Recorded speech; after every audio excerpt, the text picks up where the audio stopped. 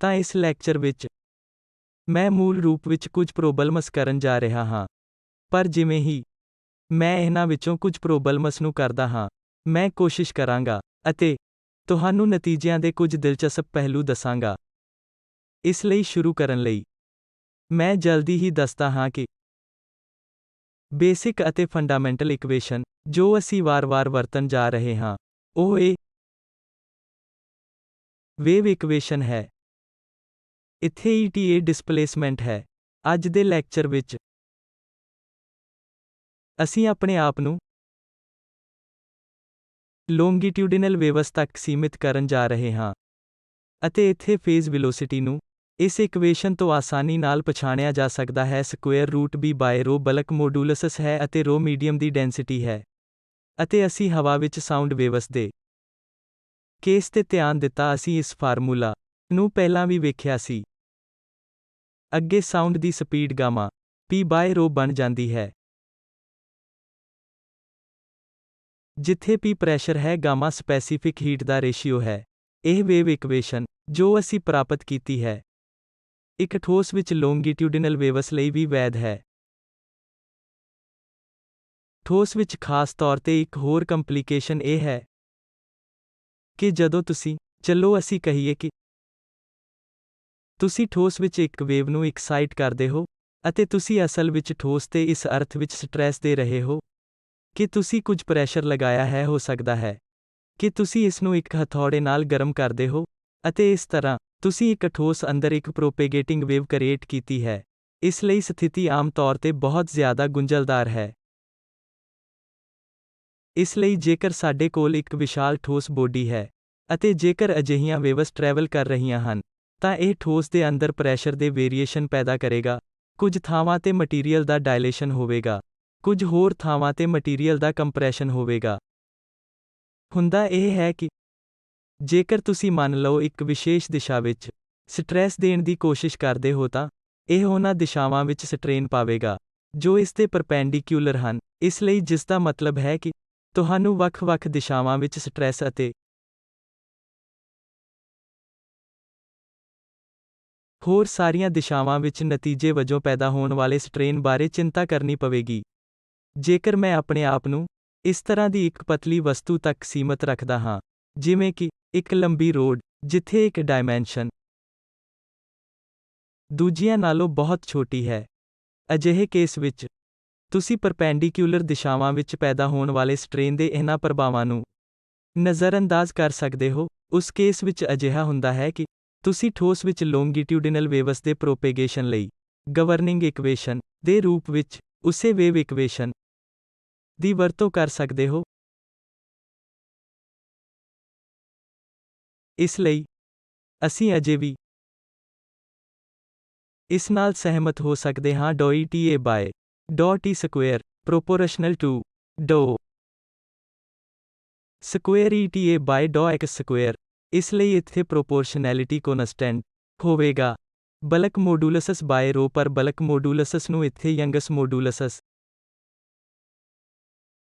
ਦੁਆਰਾ ਰੋ ਦੁਆਰਾ ਰਿਪਲੇਸ ਕੀਤਾ ਜਾਣਾ ਚਾਹੀਦਾ ਹੈ। ਇਸ ਲਈ ਯੰਗਸ ਮੋਡੂਲਸ ਬੇਸ਼ੱਕ ਸਟ੍ਰੈਸ ਡਿਵਾਈਡਡ ਬਾਏ ਸਟ੍ਰੇਨ ਹੈ। ਇਸ ਲਈ ਇਹ ਸਹੀ ਇਲਾਸਟਿਕ ਪ੍ਰੋਪਰਟੀ ਹੈ ਜੋ ਇੱਕ ਠੋਸ ਦੇ ਕੇਸ ਵਿੱਚ ਵਰਤੀ ਜਾਣੀ ਚਾਹੀਦੀ ਹੈ ਅਤੇ ਇੱਥੇ ਇਸ ਨੂੰ ਠੋਸ ਦੇ ਮਾਮਲੇ ਵਿੱਚ ਵਧੇਰੇ ਸਹੀ ਢੰਗ ਨਾਲ ਵਰਤਿਆ ਜਾਣਾ ਚਾਹੀਦਾ ਹੈ, ਜੋ ਕਿ ਇੱਕ ਰੋਡ ਦੇ ਰੂਪ ਵਿੱਚ ਜਾਂ ਕੁਝ ਸਮਾਨ ਹੈ, ਜਿੱਥੇ ਇੱਕ ਡਾਇਮੈਂਸ਼ਨ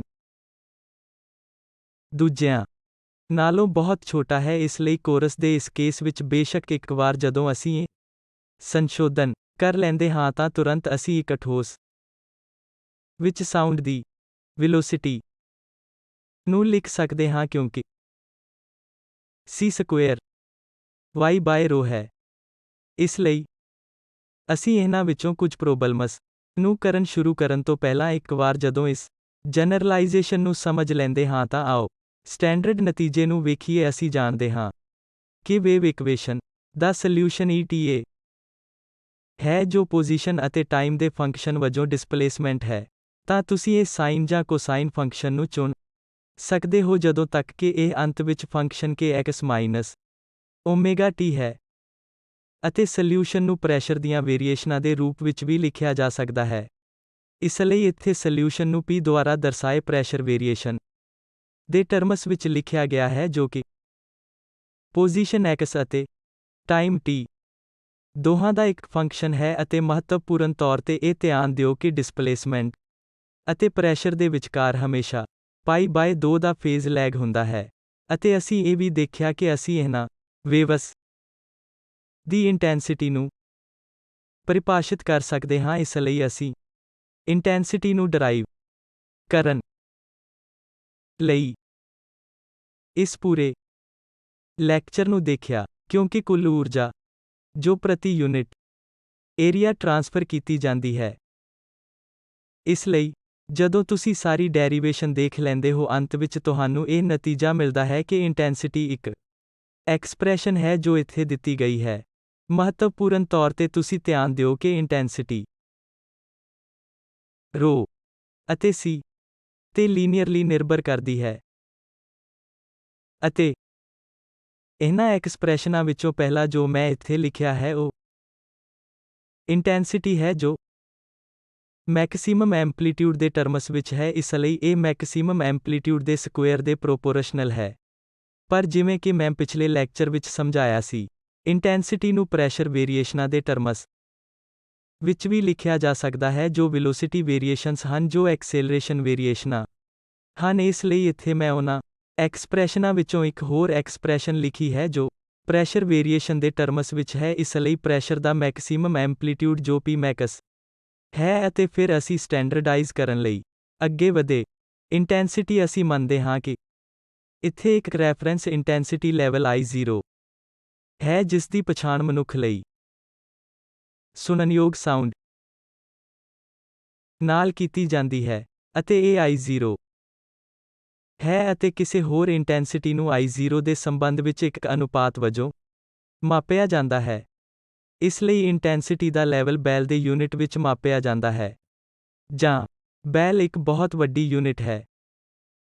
ਇਸ ਲਈ ਅਕਸਰ ਵਰਤੀ ਜਾਂਦੀ ਸਟੈਂਡਰਡ ਯੂਨਿਟ ਡੈਸੀਬਲ ਹੁੰਦੀ ਹੈ। ਇਸ ਲਈ ਇਸ ਫਾਰਮੂਲੇ ਦੁਆਰਾ ਇੱਥੇ ਦਿੱਤਾ ਗਿਆ ਹੈ L 10 ਟਾਈਮਸ log I/I0 ਹੈ ਜਿੱਥੇ I ਸਾਡੇ ਵੇਵਫੋਰਮ ਦੀ ਇੰਟੈਂਸਿਟੀ ਹੈ। I0 ਰੈਫਰੈਂਸ ਇੰਟੈਂਸਿਟੀ ਹੈ। ਇਸ ਲਈ ਸਵਾਲ ਇਹ ਹੈ ਕਿ ਹਵਾ ਵਿੱਚ ਸਾਊਂਡ ਦੀ ਵੈਲੋਸਿਟੀ ਦਿੱਤੀ ਗਈ ਹੈ। ਇਹ 330 ਮੀਟਰ ਪ੍ਰਤੀ ਸੈਕਿੰਡ ਹੈ ਅਤੇ ਹਵਾ ਦੀ ਡੈਂਸਿਟੀ 1.29 ਕਿਲੋਗ੍ਰਾਮ ਪ੍ਰਤੀ ਮੀਟਰ ਕਿਊਬ ਹੈ। ਸਵਾਲ ਇਹ ਹੈ ਕਿ ਇੰਟੈਂਸਿਟੀ ਦੀ ਪੇਨਫੁਲ ਸਾਊਂਡ ਲਈ ਅਕੌਸਟਿਕ ਪ੍ਰੈਸ਼ਰ ਕੀ ਹੈ? ਲਗਭਗ 10 ਵਾਟ ਪ੍ਰਤੀ ਮੀਟਰ ਸਕੁਏਅਰ ਹੈ। ਇਸ ਲਈ ਸਾਊਂਡ ਦੀ ਇੰਟੈਂਸਿਟੀ 10 ਵਾਟ ਪ੍ਰਤੀ ਮੀਟਰ ਸਕੁਏਅਰ ਹੈ। ਅਨੁਸਾਰੀ ਸਾਊਂਡ ਪ੍ਰੈਸ਼ਰ ਕੀ ਹੈ? ਇਸ ਲਈ ਸਾਨੂੰ ਸਾਊਂਡ ਦੀ ਇਸ ਕਿਸਮ ਦੀ ਸਾਊਂਡ ਦੀ ਇੰਟੈਂਸਿਟੀ ਲਈ ਪ੍ਰੈਸ਼ਰ ਵੇਰੀਏਸ਼ਨਾਂ ਦਾ ਮੈਕਸਿਮਮ ਐਂਪਲੀਟਿਊਡ ਲੱਭਣ ਦੀ ਲੋੜ ਹੈ। ਤਾਂ ਆਓ ਅਸੀਂ ਦੋ ਫਾਰਮੂਲੇ ਇਕੱਠੇ ਕਰੀਏ ਜੋ ਅਸੀਂ ਜਾਣਦੇ ਹਾਂ। ਇਸ ਲਈ ਇੱਕ ਹੈ I ਬਰਾਬਰ 1/2 ρ ਓਮੇਗਾ ਸਕੁਏਅਰ cc ਸਾਊਂਡ ਦੀ ਵੈਲੋਸਿਟੀ ਹੈ Ymax ਸਕੁਏਅਰ।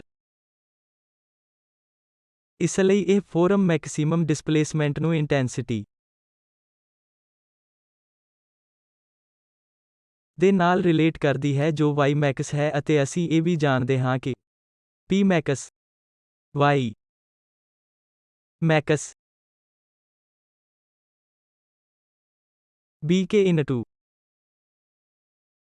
Ymax ਦੇ ਨਾਲ ਰਿਲੇਟਡ ਹੈ।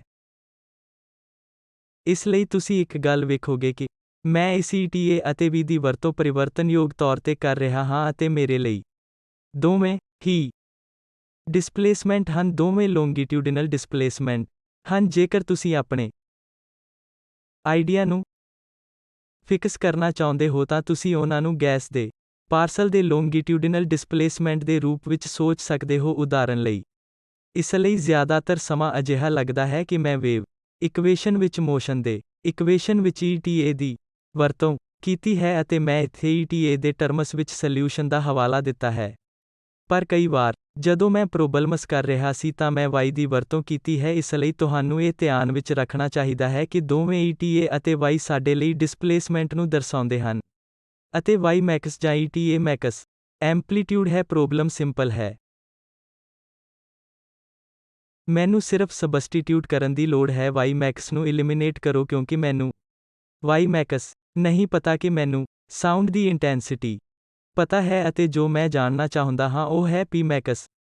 ਇਸ ਲਈ ਇਹਨਾਂ ਦੋ ਇਕੁਏਸ਼ਨਾਂ ਦੀ ਵਰਤੋਂ ਕਰਕੇ ਮੈਂ ਸਿਰਫ y max ਨੂੰ ਐਲੀਮੀਨੇਟ ਕਰ ਸਕਦਾ ਹਾਂ ਅਤੇ ਸਿੱਧੇ ਤੌਰ ਤੇ ਇੰਟੈਂਸਿਟੀ ਨੂੰ p max ਨਾਲ ਜੋੜ ਸਕਦਾ ਹਾਂ। ਤਾਂ ਇਹ ਉਦਾਹਰਨ ਲਈ ਮੈਨੂੰ ਦੇਵੇਗਾ ਕਿ y max ਬਰਾਬਰ ਹੈ p max divided by b bulk modulus ਹੈ ਅਤੇ k ਤਾਂ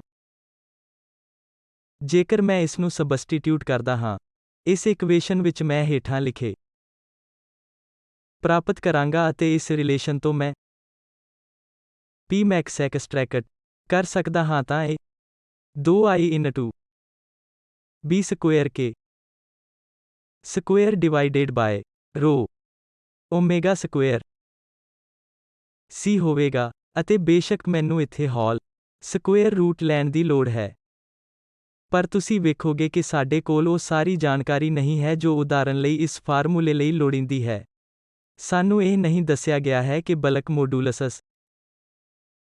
ਅਤੇ k ਵੇਵ ਨੰਬਰ ਕੀ ਹੈ। ਇਸ ਲਈ ਸਾਡੇ ਕੋਲ ਇਹ ਸਭ ਨਹੀਂ ਹੈ ਪਰ ਸਪਸ਼ਟ ਤੌਰ ਤੇ ਇੱਥੇ ਇੱਕ ਰਸਤਾ ਹੋਣਾ ਚਾਹੀਦਾ ਹੈ। ਪੁਆਇੰਟ ਇਹ ਹੈ ਕਿ ਇਸ ਨੂੰ ਪਛਾਣਿਆ ਜਾਵੇ ਕਿ b ਬਾਏ ਰੋ c ਸਕੁਏਅਰ ਦੇ ਬਰਾਬਰ ਹੈ। ਇਸ ਲਈ ਅਸੀਂ ਇਸ ਰਿਲੇਸ਼ਨ ਦੀ ਵਰਤੋਂ ਕਰਕੇ b ਨੂੰ ਐਲੀਮੀਨੇਟ ਕਰ ਸਕਦੇ ਹਾਂ ਅਤੇ ਇਹ ਵੀ ਕਿ ਓਮੇਗਾ ਬਾਏ k c ਦੇ ਬਰਾਬਰ ਹੈ। ਇਸ ਲਈ ਜੇਕਰ ਮੈਂ ਇਸ ਇਕੁਏਸ਼ਨ ਵਿੱਚ ਇਸ ਸਭ ਨੂੰ ਸਬਸਟੀਟਿਊਟ ਕਰਦਾ ਹਾਂ ਤਾਂ ਤੁਸੀਂ ਵੇਖੋਗੇ ਕਿ ਇਸ ਲਈ ਇਹ ਮੈਨੂੰ ਦੱਸਦਾ ਹੈ ਕਿ p max ਦੀ ਗਣਨਾ ਕਰਨ ਲਈ ਮੈਨੂੰ ਸਾਊਂਡ ਦੀ ਇੰਟੈਂਸਿਟੀ ਵੈਲੋਸਿਟੀ ਅਤੇ ਡੈਂਸਿਟੀ ਜਾਣਨ ਦੀ ਜ਼ਰੂਰਤ ਹੈ ਜੋ ਬਿਲਕੁਲ ਉਹੀ ਜਾਣਕਾਰੀ ਹੈ ਜੋ ਸਾਡੇ ਕੋਲ ਹੈ। ਤਾਂ ਸਾਨੂੰ ਉਹ ਸਾਰੇ ਨੰਬਰ ਪਾਉਣ ਦੀ ਲੋੜ ਹੈ ਅਤੇ ਇਹ 2 ਮਲਟੀਪਲਾਈ ਇੰਟੈਂਸਿਟੀ ਹੋਵੇਗਾ ਜੋ ਕਿ 10 ਵਾਟ ਪ੍ਰਤੀ ਮੀਟਰ ਸਕੁਏਅਰ ਹੈ ਅਤੇ c ਨੂੰ 330 ਮਲਟੀਪਲਾਈ ਬਾਏ 1.29 ਨਾਲ ਦਿੱਤਾ ਗਿਆ ਹੈ ਜੋ ਕਿ ਡੈਂਸਿਟੀ ਹੈ ਅਤੇ ਇਸ ਦੀ ਗਣਨਾ ਕਰਨ ਲਈ ਤੁਸੀਂ ਆਪਣੇ ਕੈਲਕੁਲੇਟਰ ਦੀ ਵਰਤੋਂ ਕਰ ਸਕਦੇ ਹੋ। ਤਾਂ ਧਿਆਨ ਦਿਓ ਕਿ ਇਹ ਤੁਹਾਨੂੰ ਪਾਸਕਲ ਵਿੱਚ ਪ੍ਰੈਸ਼ਰ ਦੇਵੇਗਾ ਅਤੇ ਮੈਂ ਇਸ ਨੂੰ ਐਟਮੋਸਫੀਅਰ ਵਿੱਚ ਕਨਵਰਟ ਕੀਤਾ ਹੈ ਅਤੇ ਇਸ ਦਾ ਕਾਰਨ ਇਹ ਹੈ ਕਿ ਸਟੈਂਡਰਡ ਐਟਮੋਸਫੀਅਰ ਦਾ ਪ੍ਰੈਸ਼ਰ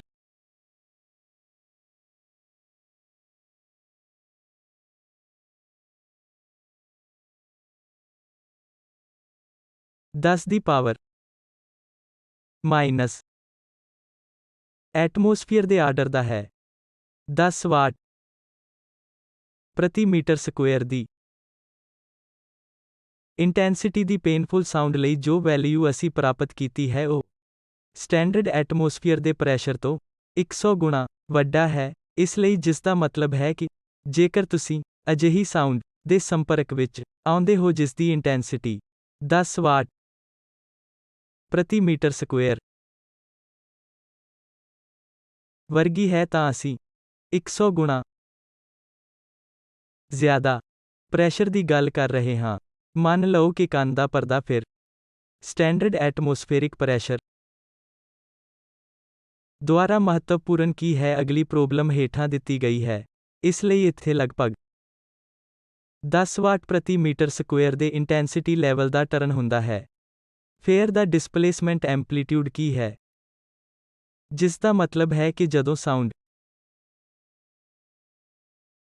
ਲਗਭਗ 500 ਹਰਟਜ਼ ਫ੍ਰੀਕੁਐਂਸੀ ਦੀ ਹੁੰਦੀ ਹੈ ਤਾਂ ਆਪਣੇ 에ਅਰ ਪਾਰਸਲ ਦੇ ਡਿਸਪਲੇਸਮੈਂਟ ਦਾ ਮੈਕਸਿਮਮ ਪਤਾ ਲਗਾਓ। ਇਸ ਲਈ y max ਹੋਵੇਗਾ 2i divide by rho omega square c square route.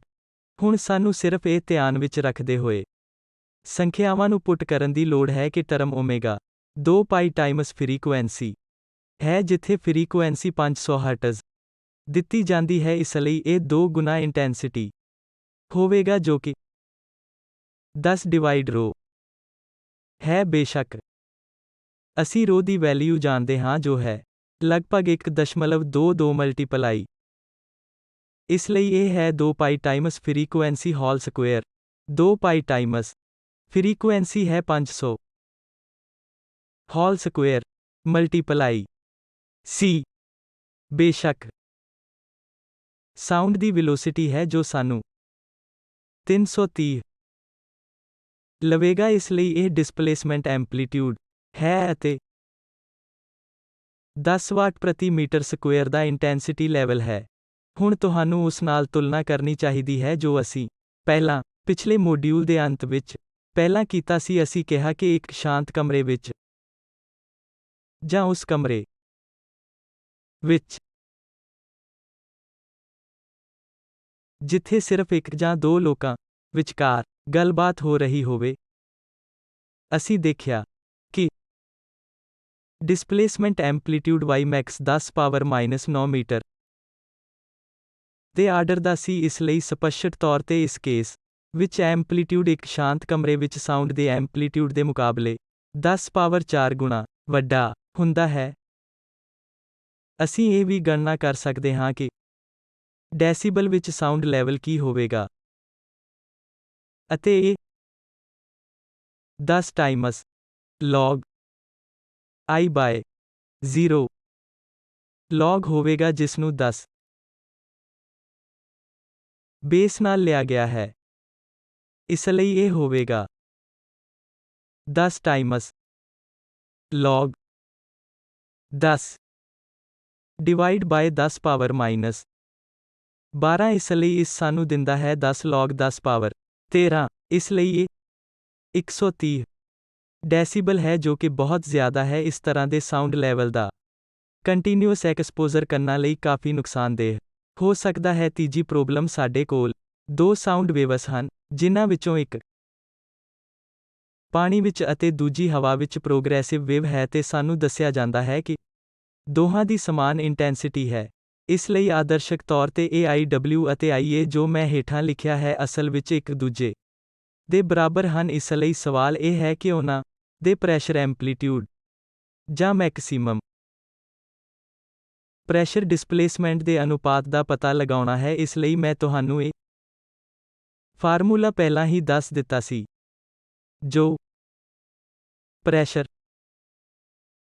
Amplitude ਜਾਂ ਪ੍ਰੈਸ਼ਰ ਵੇਰੀਏਸ਼ਨਾਂ ਦੇ ਐਂਪਲੀਟਿਊਡ ਨੂੰ ਇੰਟੈਂਸਿਟੀ ਨਾਲ ਰਿਲੇਟ ਕਰਦਾ ਹੈ। ਇਸ ਲਈ ਅਸੀਂ ਇਸ ਦੀ ਵਰਤੋਂ ਕਰਨ ਜਾ ਰਹੇ ਹਾਂ, ਅਤੇ ਇੱਥੋਂ ਇਹ ਇੱਕ ਬਹੁਤ ਹੀ ਸਿੱਧਾ ਅਭਿਆਸ ਹੈ।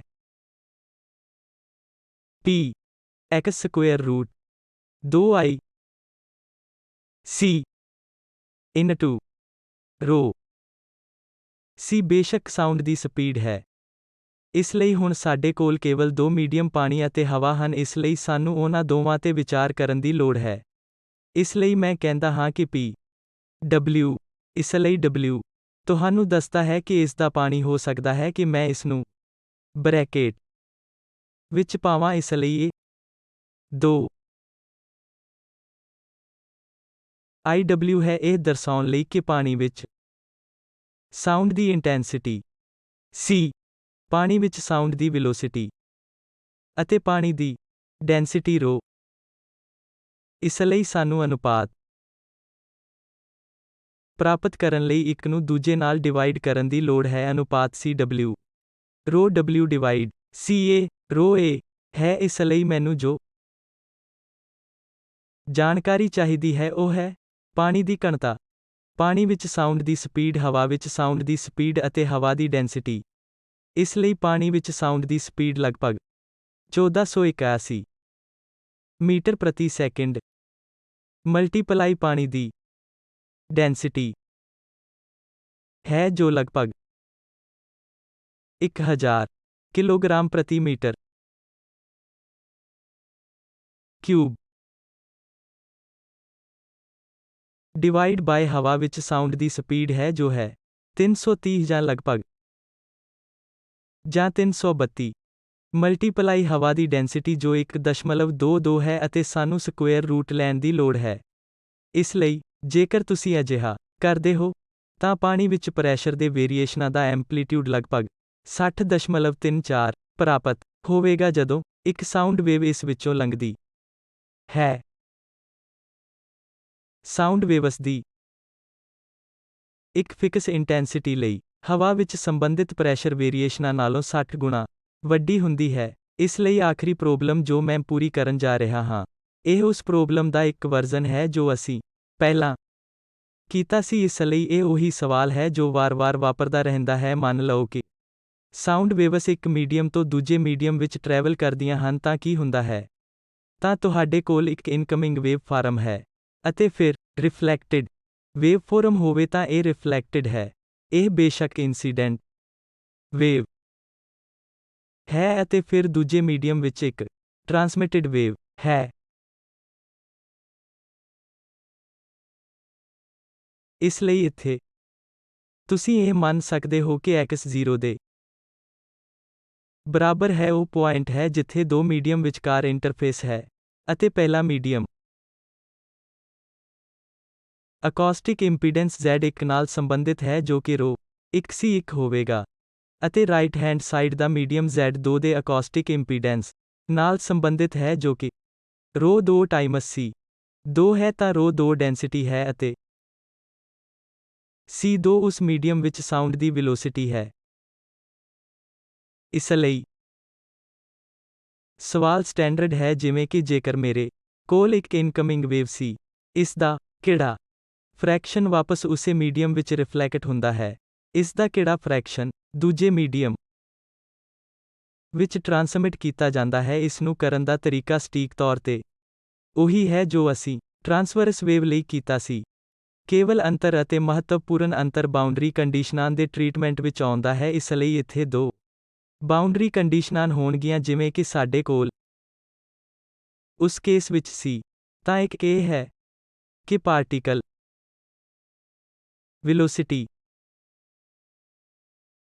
ਜੋ ETA ਡਾਟ ਹੈ ਇਹ x ਬਰਾਬਰ 0 ਤੇ ਕੰਟੀਨਿਊਅਸ ਹੋਣਾ ਚਾਹੀਦਾ ਹੈ ਅਤੇ ਦੂਜਾ P ਦੁਆਰਾ ਦਿੱਤਾ ਗਿਆ ਅਕੌਸਟਿਕ ਪ੍ਰੈਸ਼ਰ K ਦੋ ਬਾਉਂਡਰੀ ਦੇ ਵਿਚਕਾਰ ਇੰਟਰਫੇਸ ਤੇ ਕੰਟੀਨਿਊਅਸ ਹੋਣਾ ਚਾਹੀਦਾ ਹੈ। ਤੁਸੀਂ ਸਪਸ਼ਟ ਤੌਰ ਤੇ ਦੇਖ ਸਕਦੇ ਹੋ ਕਿ ਬਾਉਂਡਰੀ ਕੰਡੀਸ਼ਨਾਂ ਭੌਤਿਕ ਤੌਰ ਤੇ ਮੋਟੀਵੇਟਿਡ ਹਨ। ਇਸ ਲਈ ਤੁਸੀਂ ਇਹ ਨਹੀਂ ਚਾਹੁੰਦੇ ਕਿ ਪਾਰਟੀਕਲ ਦੀ ਵੈਲੋਸਿਟੀ ਅਚਾਨਕ ਬਾਉਂਡਰੀ ਦੇ ਪਾਰ ਬਦਲ ਜਾਵੇ। ਇਸ ਦਾ ਭੌਤਿਕ ਅਰਥ ਨਹੀਂ ਬਣਦਾ ਕਿ ਇਹ ਵਾਪਰਦਾ ਨਹੀਂ ਹੈ ਅਤੇ ਨਾ ਹੀ ਅਜਿਹਾ ਕਰਨ ਲਈ ਕਿਸੇ ਹੋਰ ਐਕਸਟਰਨਲ ਮਕੈਨਿਜ਼ਮ ਦੀ ਅਣਹੋਂਦ ਵਿੱਚ ਪ੍ਰੈਸ਼ਰ ਅਚਾਨਕ ਬਦਲਦਾ ਹੈ। ਇਸ ਲਈ ਅਸੀਂ ਚਾਹੁੰਦੇ ਹਾਂ ਕਿ ਇਹ ਦੋਵੇਂ ਮਾਤਰਾਵਾਂ x ਬਰਾਬਰ 0 ਤੇ ਕੰਟੀਨਿਊਅਸ ਹੋਣ ਜੋ ਕਿ ਦੋ ਮੀਡੀਅਮ ਵਿਚਕਾਰ ਇੰਟਰਫੇਸ ਹੈ। ਇਹ ਰਿਲੇਸ਼ਨਾਂ ਦਾ ਇੱਕ ਸੈਟ ਹੈ ਜੋ ਤੁਸੀਂ ਇਹਨਾਂ ਬਾਉਂਡਰੀ ਕੰਡੀਸ਼ਨਾਂ ਨੂੰ ਲਾਗੂ ਕਰਨ ਤੋਂ ਪ੍ਰਾਪਤ ਕਰੋਗੇ। ਇਸ ਲਈ ਹੁਣ ਇਹਨਾਂ ਸਭ ਨੂੰ ਇਕੱਠਾ ਕਰਨ ਨਾਲ ਸਾਡੇ ਕੋਲ ਹੇਠਾਂ ਦਿੱਤੀ ਇਕੁਏਸ਼ਨ ਹੋਵੇਗੀ ਜੋ ਕਿ ਹੁਣ ਬਾਕੀ ਦਾ ਅਭਿਆਸ ਹੈ। ਇਹਨਾਂ ਇਕੁਏਸ਼ਨਾਂ ਨੂੰ Z1 ਅਤੇ Z2 ਦੇ ਰੂਪ ਵਿੱਚ ਲਿਖੋ।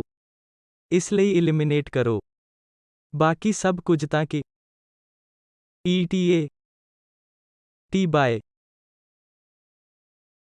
ETA I ਅਤੇ P T ਬਾਏ ਪਾਈ ਦੇ ਅਨੁਪਾਤ ਲਈ ਤੁਹਾਡਾ ਅੰਤਮ ਨਤੀਜਾ Z1 ਅਤੇ Z2 ਦੇ ਰੂਪ ਵਿੱਚ ਸਾਹਮਣੇ ਆਵੇ। ਮੈਂ ਇਸ ਨੂੰ ਤੁਹਾਡੇ ਲਈ ਅਭਿਆਸ ਦੇ ਤੌਰ ਤੇ ਛੱਡ ਦਿੰਦਾ ਹਾਂ। ਇਸ ਲਈ ETA T by ETA I ਅੰਤ ਵਿੱਚ 2Z1 by Z1 plus Z2 PR by PI ਹੋਵੇਗਾ। Z2 minus Z1 bye Z1 plus Z2 ਅਤੇ ਅਸੀਂ PT ਬਾਏ PI ਦੀ ਵੀ ਗਣਨਾ ਕਰ ਸਕਦੇ ਹਾਂ ਜੋ 2Z2 bye Z1 plus Z2 ਹੋਵੇਗਾ। ਇਸ ਲਈ ਤੁਸੀਂ ਦੁਬਾਰਾ ਜਾਣੇ ਪਛਾਣੇ ਨਤੀਜੇ ਤੇ ਵਾਪਸ ਆ ਜਾਓਗੇ ਕਿ ਟ੍ਰਾਂਸਮਿਟਿਡ ਵੇਵਸ ਦੀ ਇੰਟੈਂਸਿਟੀ ਅਤੇ ਰਿਫਲੈਕਟਿਡ ਵੇਵਸ ਦੀ ਇੰਟੈਂਸਿਟੀ ਇਹਨਾਂ ਦਾ ਸਮ ਇਨਕਮਿੰਗ ਵੇਵ ਦੀ ਇੰਟੈਂਸਿਟੀ ਦੇ ਬਰਾਬਰ ਹੈ। ਇਸ ਲਈ ਇਹ ਐਨਰਜੀ ਦੇ ਕੰਜ਼ਰਵੇਸ਼ਨ ਦੇ ਪ੍ਰਿੰਸੀਪਲ ਦੀ ਰੀਸਟੇਟਮੈਂਟ ਹੈ। ਇਹਨਾਂ ਨਤੀਜਿਆਂ ਨੂੰ ਪ੍ਰਾਪਤ ਕਰਨ ਲਈ ਇਹਨਾਂ ਤਿੰਨ ਇਕੁਏਸ਼ਨਾਂ ਵਿੱਚ ਬਦਲਾਵ ਕਰਨ ਦਾ ਇੱਕ ਸਧਾਰਨ ਸਵਾਲ ਹੈ ਅਤੇ ਅੱਗੇ ਮੈਂ ਤੁਹਾਨੂੰ ਇਹਨਾਂ ਸਭ ਨੂੰ ਇੰਟੈਂਸਿਟੀ ਦੇ ਰੂਪ ਵਿੱਚ ਦੁਬਾਰਾ ਲਿਖਣ ਲਈ ਬੇਨਤੀ ਕਰਾਂਗਾ ਅਤੇ ਤੁਸੀਂ ਦੇਖੋਗੇ ਕਿ ਤੁਸੀਂ ਅੰਤ ਵਿੱਚ ਇੱਕ ਸਟੇਟਮੈਂਟ ਦੇ ਸਕਦੇ ਹੋ ਅਤੇ ਇਨਕਮਿੰਗ ਇੰਟੈਂਸਿਟੀ ਨੂੰ ਟਰਾਂਸਮਿਟਡ ਇੰਟੈਂਸਿਟੀ ਅਤੇ ਰਿਫਲੈਕਟਡ ਇੰਟੈਂਸਿਟੀ ਵਿੱਚ ਵੰਡਿਆ ਗਿਆ ਹੈ।